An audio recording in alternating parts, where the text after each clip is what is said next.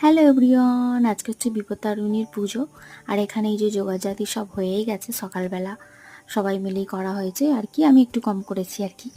তো যাই হোক, এখানে ফাইনালি সব কিছু কমপ্লিট। মানে এবারে এগুলোকে নিয়ে এবার মন্দিরে যেতে হবে, কারণ মন্দিরে পুজো হবে। সেই জন্য এখানে আগে মানে যতজনার করা হয়েছে ততজনার আগে ভোগ প্রসাদ করে নেওয়া হয়েছে। যাই হোক, ফাইনালি আমরা এখানে চলে এসেছি, এখন পুজো হচ্ছে।